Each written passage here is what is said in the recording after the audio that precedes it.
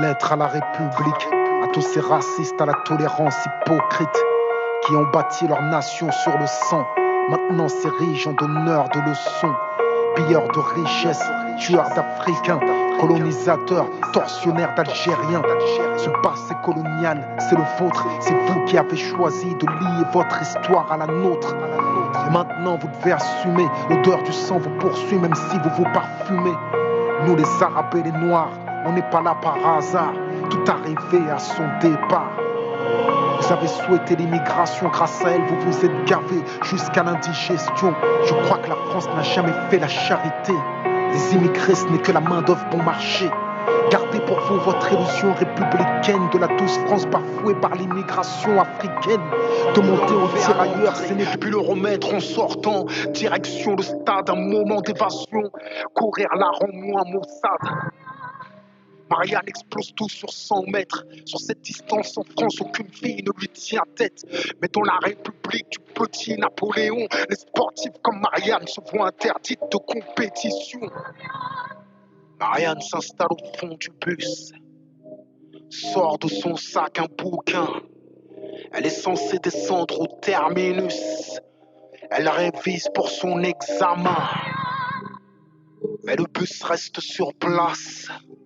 Marianne se demande ce qui se passe. Le cœur contaminé, le visage enlaidi. Le chauffeur fait du zèle, se retourne vers elle et lui dit: Madame, ici on est en France, vous devriez garder vos croyances dans la sphère privée. Si vous n'aimez pas nos mœurs, faites preuve de cohérence. Prenez vos babouches et vos claques, retournez vivre à Alger. Oui, c'est bien à vous que je m'adresse dans ce bus. Vous êtes la seule avec un bout de chiffon sur la tête. Soit vous enlevez votre voile, soit vous descendez. Moi je ne conduirai pas ce bus tant que vous y restez. Tels sont les mots qu'il lui jette à la figure.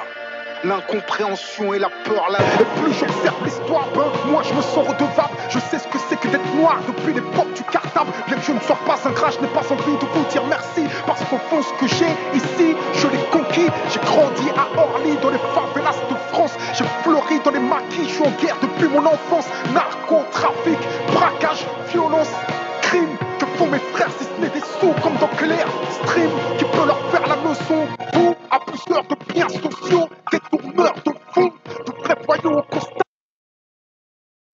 Bande d'hypocrites, est-ce que les Français ont les dirigeants qui les relèvent? Ils comptent les morts de la guerre civile dont ils rêvaient. Les extrémistes à l'affût passent à l'action. Ils voient en cela une occasion de diviser le pays. Se targuant vouloir venger le sang des musulmans, ils commettent l'attentat le plus meurtrier de la décennie. On compte des morts par centaines. Je me sens désarmé face à tant de peine. Les espoirs de paix se volatilisent. Les billets ne pourront pas essuyer le sang. J'ai pas le temps de faire de la lutte à librer. Jour et nuit, je te le dis, je marche calibré. De nous devant rester sur le sol. Je ne voulais pas, mais je vais tuer un homme. J'ai pas le temps de faire de la lutte à librer. Jour et nuit, je te le dis, je marche calibré. De nous devant rester sur le sol. Je ne voulais pas, mais je vais tuer un homme.